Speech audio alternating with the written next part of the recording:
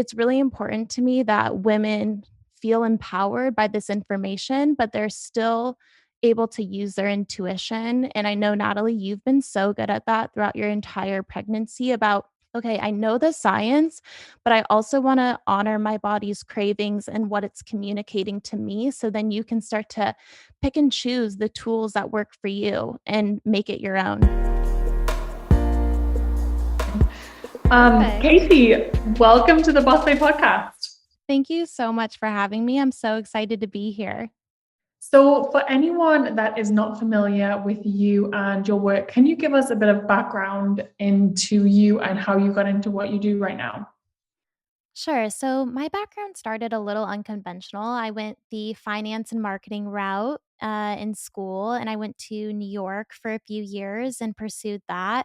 And then I had the opportunity to move to Singapore, and that's where I really had a chance to reflect and really think about what I'm really passionate about and what I want to do with my life and my career. And I love nutrition. I was always trying to figure it out for myself. So I went back to school and I actually studied functional medicine, female health, prenatal nutrition, the science of how to balance your blood sugar. And from there, I started my private health coaching practice in Singapore. The business has evolved into a cookbook and into a prenatal nutrition course, which I know we're going to dive into today. So it's really been a journey, and I'm just so excited to be here and to dive into all of it with you. Wow. And so, what is different about your approach to prenatal nutrition, and what made you specifically want to go into prenatal nutrition? Yeah, so my approach, I think, is a lot different. I take more of a positive, evidence based approach. I think, you're pregnant right now. Obviously, when you're in that first trimester, there's just so much fear generated around what not to eat. I think you're just kind of left Googling everything and you're just trying to figure out what am I not supposed to be eating? And there's so much fear around harming the baby. I'm really looking at what is the current research telling us to optimize the development of your baby. So I'm thinking more like, what can we add into your diet to develop a really healthy baby? So the science is actually telling us we can play a direct impact on your baby's development based on what you eat before and during pregnancy. So you think about you're actually able to affect your baby's cognitive development based on what you eat. And when I say cognitive development, what does that even mean? That means you think about your child, your future child, how they're sitting in class maybe and it's their ability to emotionally regulate. It's how they experience and interact with the world. It's their IQ. It's the difference between 10 points on an IQ test based on things we're including in our diet. It's their social skills, their motor skills, their creativity, their focus. So that gets me super excited because there's all this new research coming out about what we can do to really start to optimize our nutrient status during pregnancy to have those really positive outcomes on brain development. When we think what else we can affect through food, we can actually have a positive impact on our baby's genetic expression. So genetic expression is it's kind of like if you think like a dimmer switch up, if you will. It's kind of like our DNA is set in stone, but we have the opportunity to start to kind of dim the lights on genes that we might not want to be expressed or turn up the volume on genes we want that are healthy genes. So this is kind of thinking like, your propensity to develop high blood pressure or insulin resistance or type 2 diabetes. That is kind of how our genes they're being read. So there's different nutrient cofactors that are needed for a process called methylation, which we don't have to get into, but knowing when you know better, you can do better. And so when you know these are the nutrients needed for healthy genetic expression, even 4 months before I get pregnant, then you can get excited about adding those things into your diet. And not only genetic expression, we can also influence their metabolic health. So we now know 88% of Americans have one marker for a metabolic dysfunction. We're not a super healthy nation. That's obviously no surprise, but thinking about how we can start to stack the deck in your baby's future for healthy metabolism. That all is happening in utero. So for me, I just get super passionate and excited about telling women like this is the things we can start adding into your diet to help stack the deck and set them up for health and success. And we want to build, of course, every mom wants to build like the healthiest, smartest little baby possible. So that's the information I'm really trying to share. And I think it's important to remember that there's a 20 to 30-year gap between what current guidelines are sharing. And so this is kind of some of the information you might find in pregnancy kind of textbooks or the information you're finding online. There's a really big lag, 20 to 30 years between that information compared to what we're seeing in the current research. So that's really the gap I'm trying to fill with the Hello Baby prenatal nutrition course. And then also, it's really important to me that women feel empowered by this information, but they're still able to use their intuition. And I know, Natalie, you've been so good at that throughout your entire pregnancy about, okay, I know the science, but I also want to honor my body's cravings and what it's communicating to me. So then you can start to pick and choose the tools that work for you and make it your own.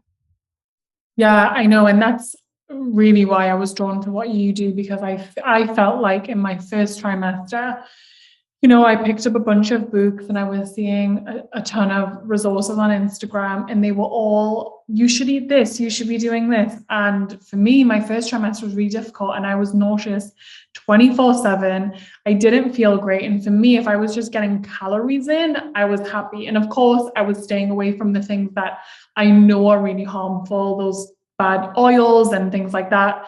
But I was just like, if I can get some good nutrition, just in any form, any calories, that feels good. And what I found with your course, going through it from the beginning, it was really empowering. And it let me honor my intuition. So I've had real aversions to vegetables this entire pregnancy. I just can't stomach them. Same with fish. I just can't stomach it. Even, I loved it before and now I can't. And I really honor that. And I look at the things, okay, what are the things that I can be doing? What are things that I can be stomaching? Because you can get your nutrition from so many different sources. And Mhm. so I've been really leaning on that.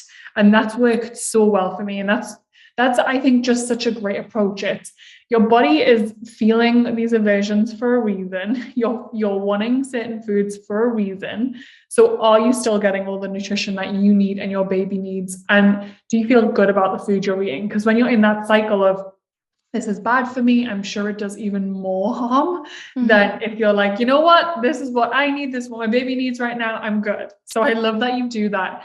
One thing you said, which really surprised me, was there's a 20 to 30-year lag. That is crazy to me. Yeah. What kind of things are they saying in kind of these textbooks that really is like aged information and gets to be updated? What are those gaps you're seeing?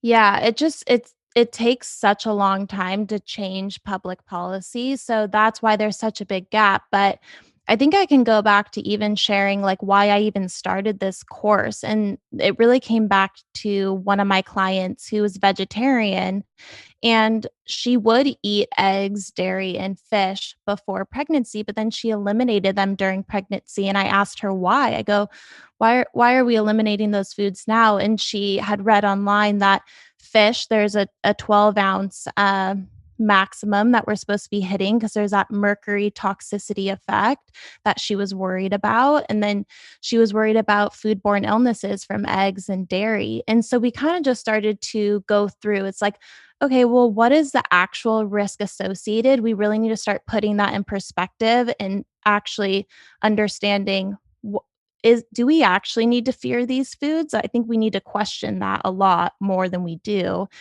And then also, what are the health benefits of those foods, especially from a vegetarian, where that is going to be their best sources of DHA, iodine, all their B vitamins. So for me, I'm thinking, well, I want to pack as many nutrients into her diet as possible. And I think the risk associated is so low. So we're seeing, a fear around adding eggs sometimes. I have clients that are like, "Well, what about salmonella? We should be worried about that, right?" Well, actually, you're 7 to 8 times more likely to get a foodborne illness from eating salad, right? So we don't have to worry quite as much as we do during pregnancy about harming the baby, especially if you're cooking your eggs properly, you're sourcing good quality eggs. It's about 1 in 30,000 eggs that are infected with salmonella. So the risk is very, very low. Our food and safety standards have gotten so much better, and then when we look at the positive benefits that you can get from eggs, I think of them as like a multivitamin for pregnancy. You start to look at all of the things that you need during pregnancy, and eggs are kind of ticking the box on almost everything.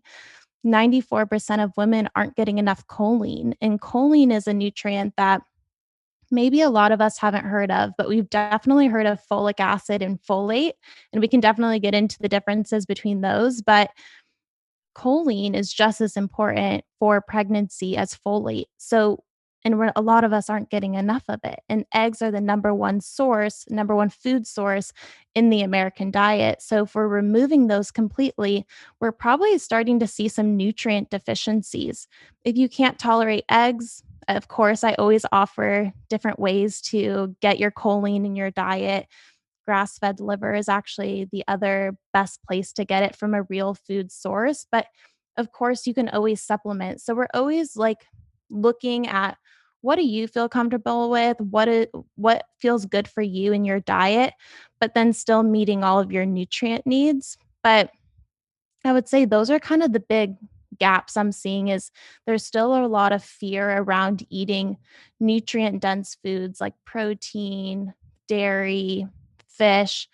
There was actually two systematic reviews of 44 publications that looked at fish consumption, and so this is a big body of research, a lot of mother child pairings, and they looked at IQ specifically in the moms who ate fish or the most fish, which I know you can't stomach fish right now, but you're still probably getting your omega 3, your DHA. So you're checking that box in the way that works for you. But the moms who did eat the most fish, those children had the best IQ scores compared to no fish, and that's despite any mercury toxicity. So we have to start letting go of that fear, and we can start to choose low mercury fish options, which we go over in the course. Salmon and sardines are going to be your best low mercury fish options. They're going to be super high in DHA, which we know is a brain building nutrient. Yeah, and I love your approach to like hiding foods if you can't stomach them. Like one thing that you've shared is mixing eggs in with avocado and kind of hiding it. And it really helps because in my first trimester, I was the same. I just couldn't stomach it. And now one thing that I do is my husband really can't stand liver or heart. And I love it. And what I do now, it's obviously always organic breastfed. I mix it in with ground beef. And so he has no idea that it's in there. Amazing. Yeah, and it's so good. And I remember, in my first trimester being told that I need to take so many supplements and try all these things. And I couldn't get all these supplements down because I was so nauseous. It wasn't a thing. And I had so much guilt around, oh my God, I'm not taking all of these supplements that I'm getting told to take. But I followed my intuition. I ate the things that I knew were real nutrient powerhouses. And I've been really consistently getting my blood work taken my entire pregnancy. My doctor's really on top of that. And he consistently looks at me and he's like, whatever you're doing, whatever supplements you're taking, it's freaking working because your levels are incredible. Your iron is just off the charts. Everything's amazing. And every time I'm like, I'm not taking any supplements. I'm just getting things in my diet. I'm not restricting anything and I'm following my intuition. And I just say to anyone that asks me, like, my approach to this is women have been doing this since the beginning of time. And Yeah. there's something to be said for the way in which your body feels during pregnancy and the things that you crave and perhaps the things that you are averted to, if that's a word. And is that something you think too? Like, do you think there's something in the food aversions? To me, I'm very curious why I'm not able to stomach certain foods, but I'm so drawn to other foods like red meat I can't get enough of. Yeah. There's definitely something to it, and I don't think this can always be explained by the science. I think it's, more nuanced than that. I have a vegetarian client actually in the course right now, and we jumped on a call the other day, and she's like, "I'm craving a burger." And I'm like, "Well, you might be deficient in some certain nutrients just from being a vegetarian the past 17 years. And it's your body's way of communicating with you that there might be something missing. So we need to figure out, do we need to add some more iron into your diet? Do we need some B12? You need B12. We need 3 times more B12 than the current RDAs are suggesting. So science, for example, we're really at the tip of the iceberg. We don't know everything. So we have to realize the RDAs are not a perfect science, and our intuition is probably going to give us even better information than, making sure that we're getting 100% of every RDA on the back of our supplements. We actually need to get things through food. That's really important. I think with the aversions, I think it's a one way of our bodies protecting us from certain foodborne illnesses, or, things that, like, maybe how we evolved, those foods might have spoiled faster. So before refrigerators, we didn't have the ability to keep meat for a long period of time. So something that maybe doesn't seem as fresh to you or your senses, potentially maybe you're more averted to that food. But I think we just have to kind of, like, throughout our pregnancy, really check in with ourselves. We know what are the most nutrient dense foods, and then just check in. If we can only handle toast and crackers for a time, we don't need to stress out about it, because, especially in that first trimester, the baby's relying on your nutrient stores. This is really cool because our bodies are so smart. They have the ability to store nutrients for future use. So your baby is kind of the priority, and it's sucking all of your nutrients out of you, which is why you feel so bad in that first trimester. But at least we know the baby's not missing out on anything. And as soon as we're able to start incorporating some protein rich animal sources back in, or some vegetables or some fruit, we can start doing that. If all we can do is toast for a little bit, that's fine. I'm always going to kind of push you to say, okay, well, can we slap some almond butter onto that? Can we put some avocado onto that? The more we can do to kind of add things in while still meeting our cravings, we're probably going to add more nutrients into our diet. And then we're really meeting our needs. Yeah, it's so true. And another thing that I really want to talk about when it comes to food pairings and what you eat in a day as a whole is blood sugar. And for everyone listening, you'll know my relationship with blood sugar. If you have not already listened to our episode that I recorded with Dr. Casey Means, CMO of Levels, because in there we talk a lot about blood sugar and the importance of it. And for me, I got diagnosed with PCOS a few years ago. Insulin resistance was an issue. I've been working on healing my blood sugar, doing everything that I possibly can. And when it came to my pregnancy, I was very, very nervous about what my blood sugar would look like, given that I'd been told I had insulin resistance. And I've been able to really work on healing that. When I passed my glucose test, it was with flying colors. Again, the doctor was like, whatever you're doing, it's really working. And you also give me some tips for what to do after my glucose test that really, really helped, because I was so nervous. For anyone that's listening who doesn't know what it is, you wake up. For me, I had to wake up. I wasn't allowed to have breakfast, which is basically torture for a pregnant woman. And you drink 50 grams of sugar. Now, I took my own in. It was called the fresh test because I didn't want to drink the one that they gave me, which was full of chemicals. You drink 50 grams of sugar. You have your blood taken before and after 1 hour, and they track your blood sugar and see where you're at. And I was like, oh my God, is this going to ruin my entire day? Starting my day with 50 grams of sugar, no carbs, no protein. And am I going to be exhausted? And I actually felt incredible afterwards. I did all of the things that you told me to do, which included, I took a protein shake with me that was low in sugar, and I drank that as soon as I'd had my blood taken after the second hour. And then I went on a walk, and I was going up and down the stairs to like burn off the glucose, and it really worked.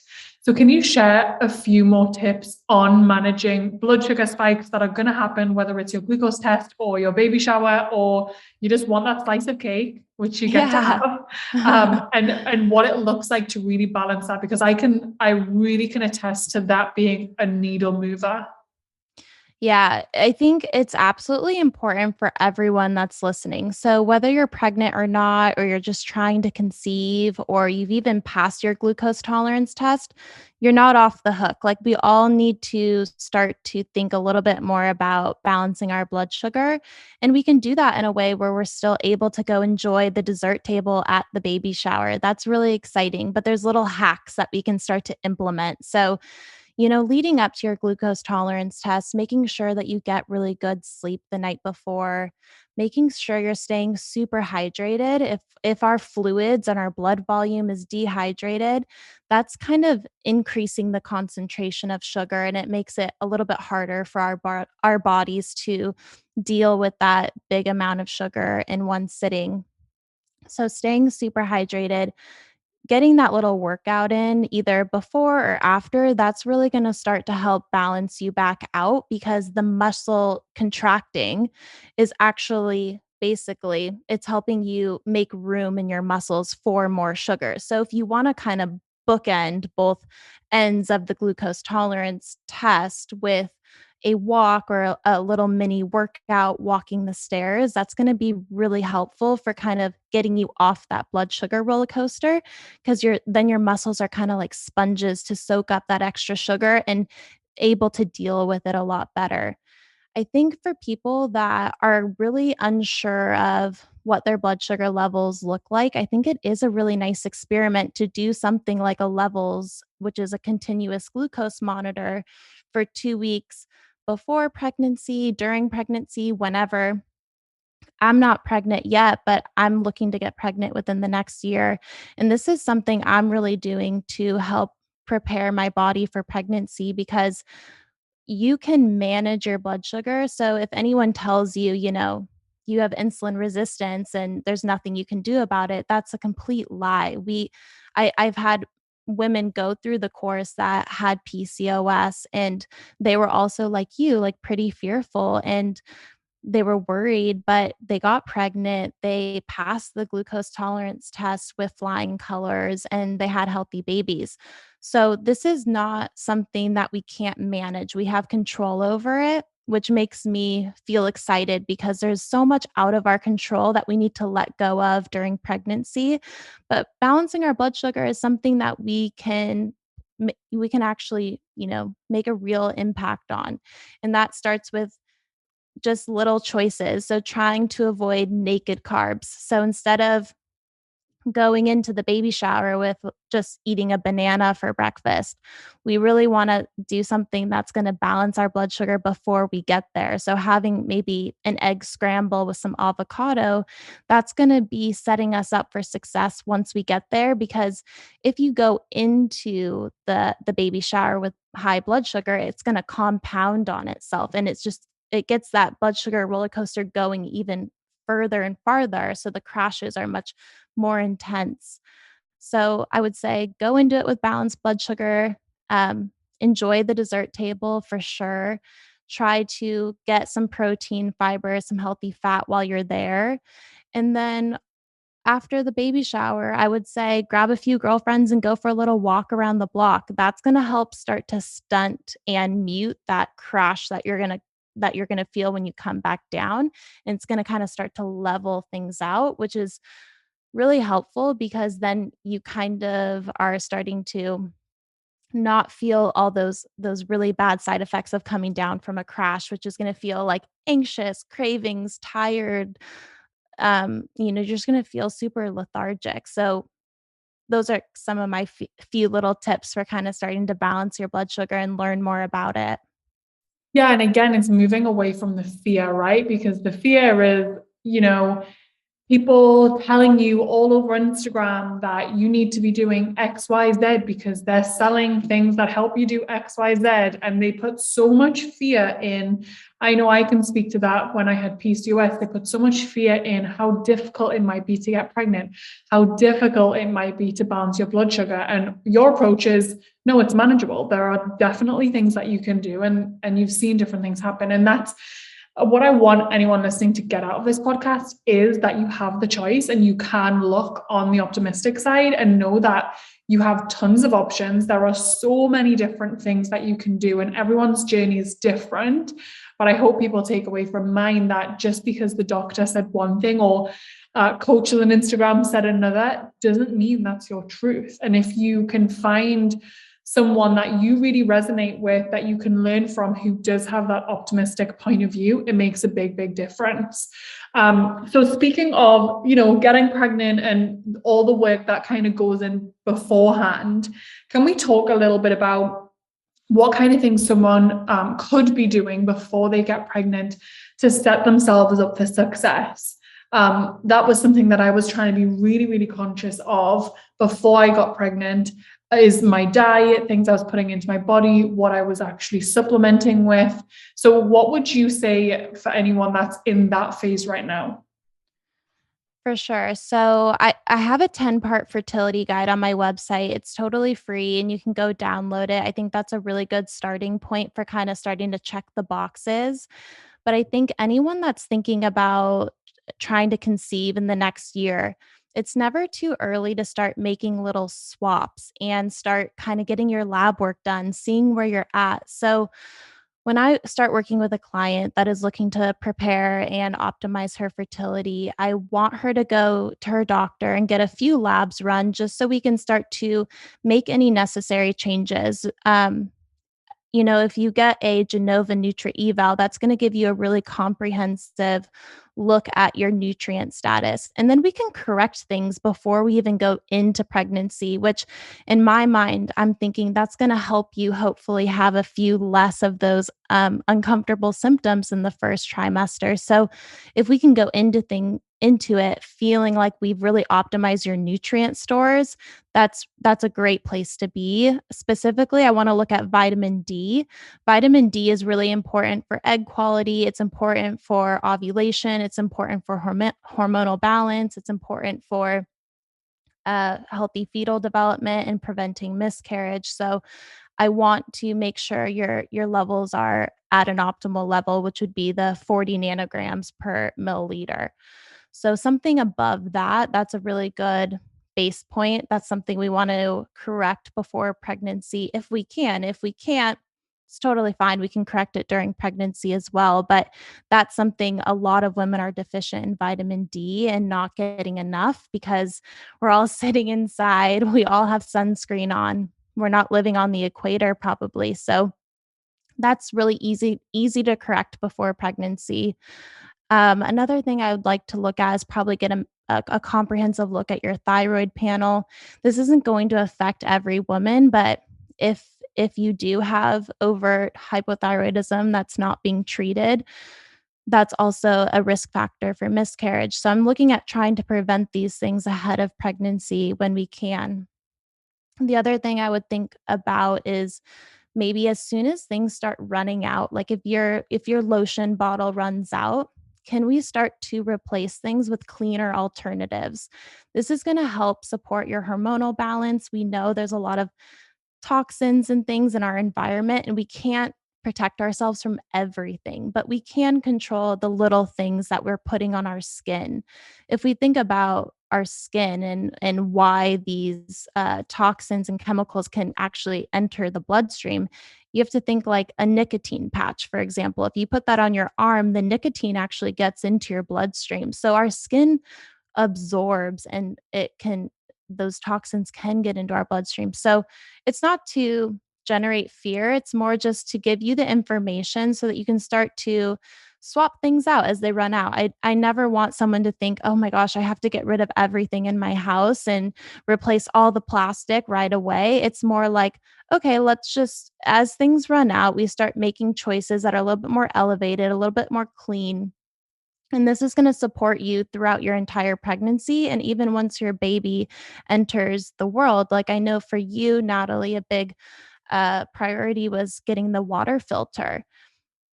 That's just an example of little things you can start to shift ahead of pregnancy to set yourself up.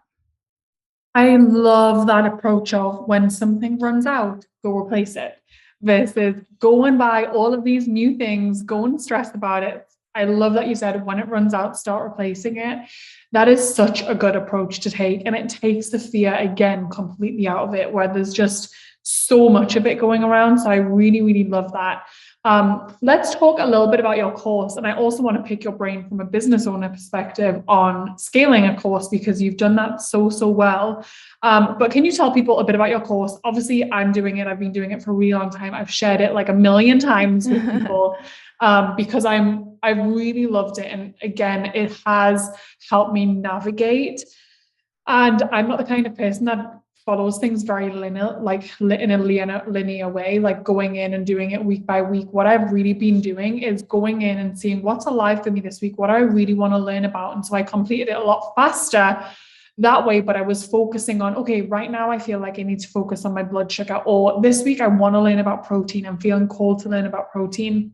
So can you tell people a little bit about the program and what they can expect from it? Yeah, so you can definitely go through the course in that way. And I think whether you're pregnant or you're really just thinking about fertility, because I was just thinking about fertility because we just talked about that, really the same nutrients apply to optimize your fertility. So even though I'm kind of talking to someone that's pregnant in the course, you can definitely take the course and start preparing yourself for pregnancy if you're in that phase of life. But when you start taking the course, it's a video based course, and you're able to go through it online, self-paced, so it's super easy. You can kind of learn as you go. There's a PDF guide so that you can start to go back and reflect on things. It's clickable, so then there's links of, if I'm recommending a better cracker brand or a better lotion or a better water filter or pan that's not using Teflon, for example, you can start to go shop the things that I'm recommending, especially I think what's been helpful for people is the supplement guide so that they can really start to feel confident that they're choosing the right prenatal supplements, because a lot of the cute ones on Instagram or the ones that you have these big marketing budgets aren't always the best quality from a functional dosage and form perspective. But so I'm kind of giving you all the tools to start implementing things. I provide a lot of recipes so that it's fun, that you can start to get in the kitchen and get excited about meal planning and make really nutrient dense recipes that are going to help boost your nutrient status overall.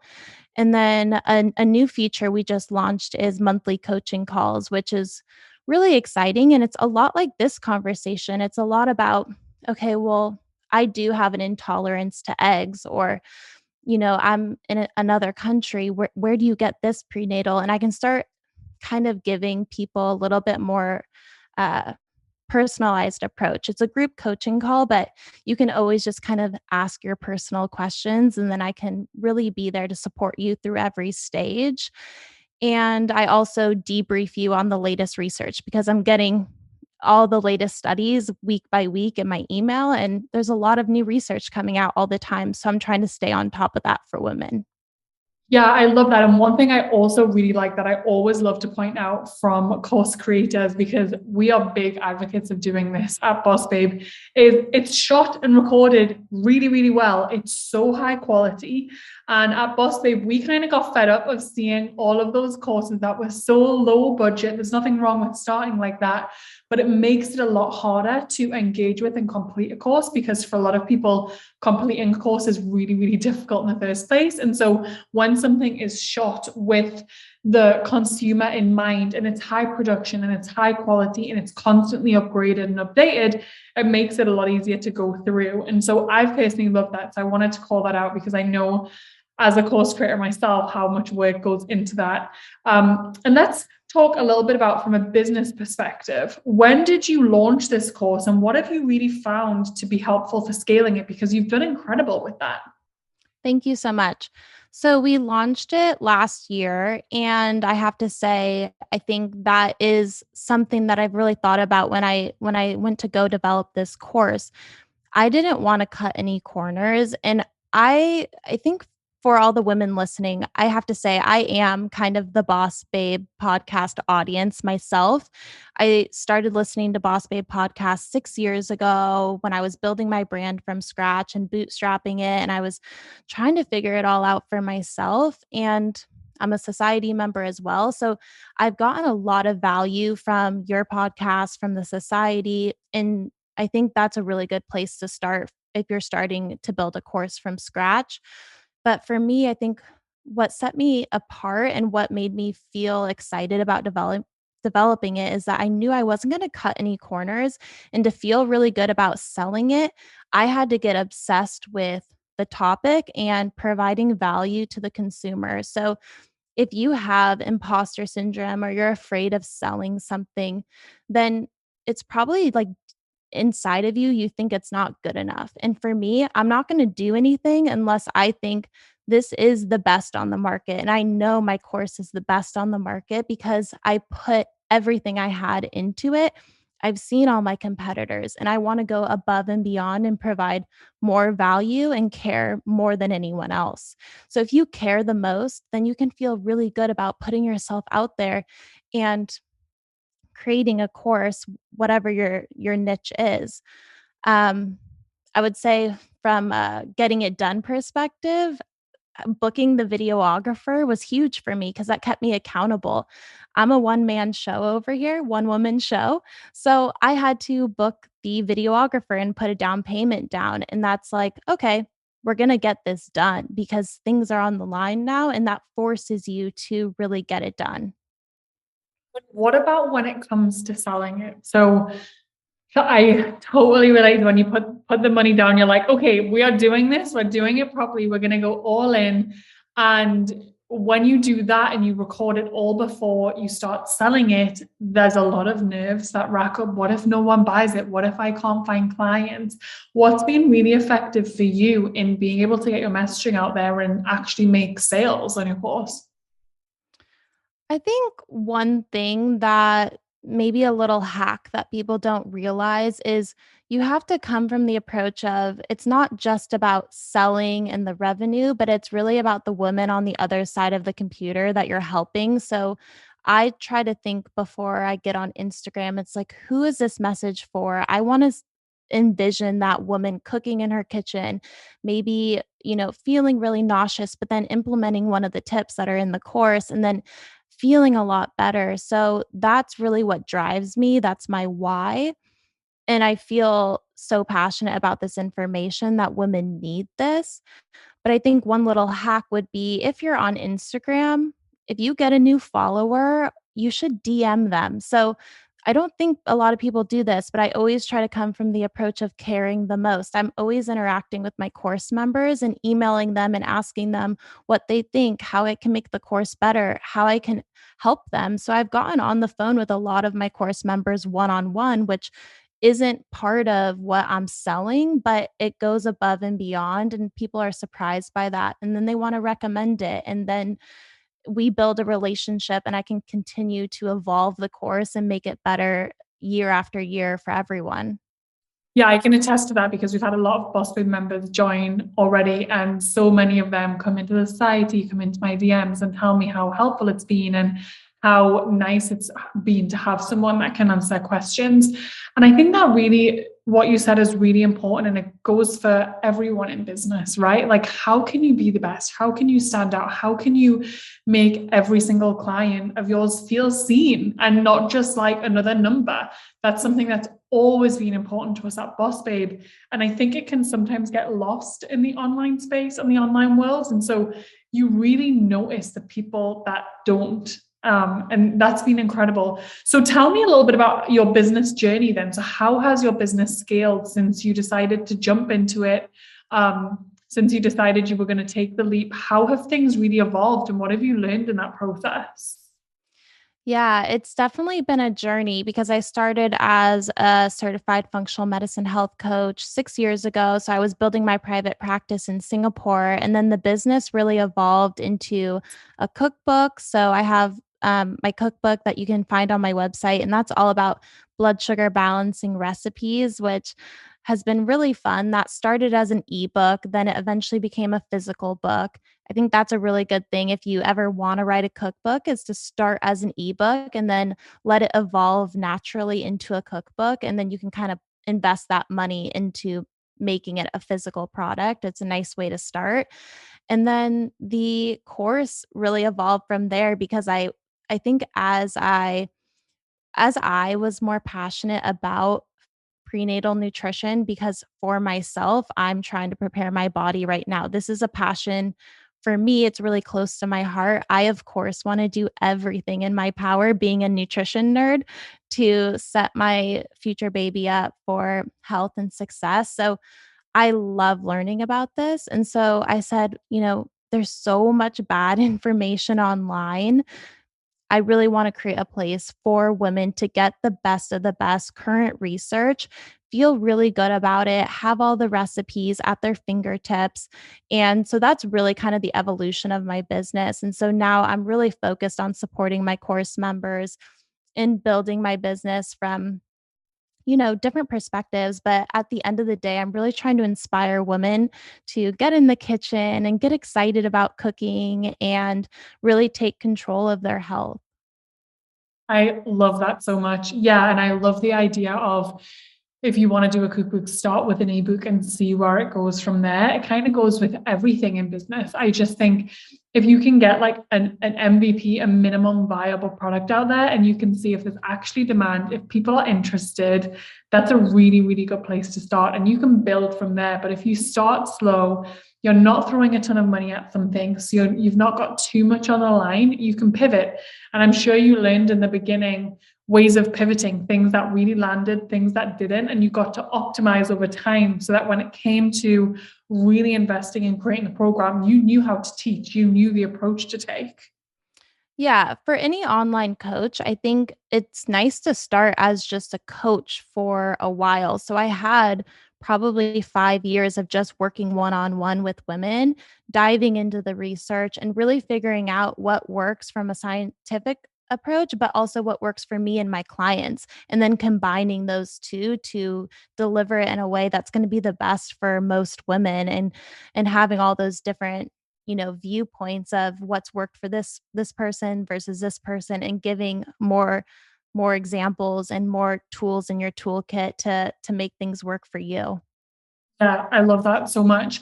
So before you go, I want to let everyone know that you're offering $50 off every person that joins your program with the code Bossbabe. That's all you need. We'll put the link, everything you need in the description. But can you give everyone the link of where they can actually purchase the course and then your Instagram handle as well? Because I feel like on Instagram you share so much really, really good information.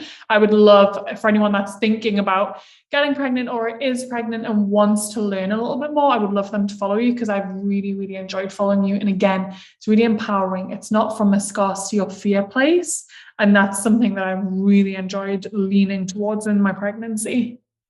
Yeah, so you can go to my website. It's hellobalance.co, not .com, and there you'll find lots of recipes. You'll be able to find the course, the cookbook, so you can kind of dive into all of the stuff we have there. And then I hang out the most on Instagram, so it's at Hello Baby Nutrition if you're looking for more prenatal fertility nutrition tips, and then at Hello Balance if you're just wanting to kind of follow my journey as a health coach and find more blood sugar balancing recipes. I love it. Well, thank you so much. This has been amazing. I love your program. I've loved diving into it. And again, if anyone's listening and you want to grab $50 off, this code will expire. But for now, it's Boss Babe. I'll put everything you need in the bio description below. But thank you so much, Katie. This was incredible. Thank you so much, Natalie.